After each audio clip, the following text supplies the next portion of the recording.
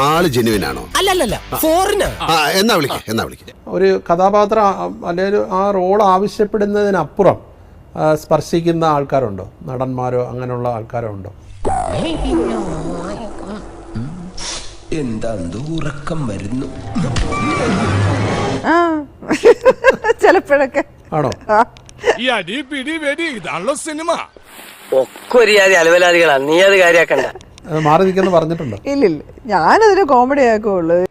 Best. എന്തുവാ അന്വേഷിക്കുന്നതെന്നൊക്കെ ചോദിക്കാം, എന്ത് പരിപാടി എന്താന്നൊക്കെ ചോദിച്ചാൽ അത് കോമഡി ആക്കും. ആണോ?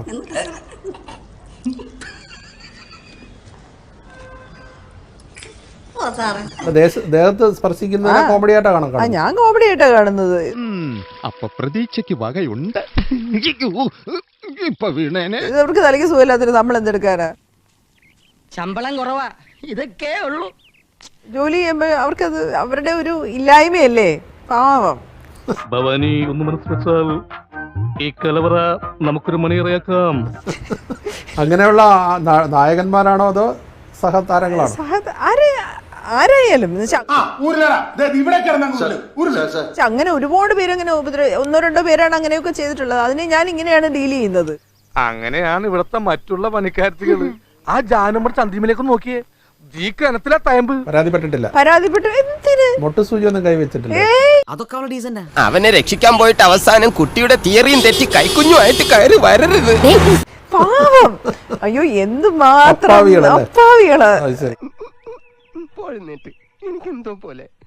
ആദ്യത്തെ ഒരു അനുഭവം എന്ന് പറഞ്ഞാല് ഒരു തമിഴ് നടൻ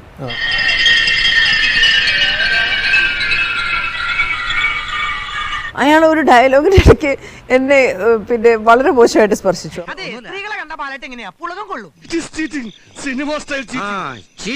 ഹാൻഡ് മൂവ്മെന്റ്സ് ഒഴിവാക്കി നമുക്ക് ഒന്നും കൂടെ ചെയ്യാം. ഹാൻഡ് മൂവ്മെന്റ്സ് പറഞ്ഞാൽ ഇയാൾ എന്നെ കയറി പിടിച്ചതാ, അത് ഒഴിവാക്കിയിട്ട് നമുക്ക് ഒന്നും കൂടെ ഷൂട്ട് ചെയ്യാം. ഓ, ഈ പ്രായത്തിൽ എന്താ അഭിനയിക്കാനാ? ഈ പ്രായത്തിൽ അഭിനയിക്കേണ്ടത് നല്ല വിസ്താരമുള്ള പ്രൊജക്ഷനാ. ചേച്ചി അഭിനയിച്ചു കഴിഞ്ഞാൽ സ്ക്രീൻ നിറഞ്ഞു നിൽക്കും. ഇപ്പൊ എനിക്ക് കോമഡിയാണ്. ഒരാൾ എന്തൊരു ബോറഡായിട്ടായിരിക്കും അയാൾ അങ്ങനെ വന്ന് തൊടുന്നത് അല്ലേ? എങ്ങനെ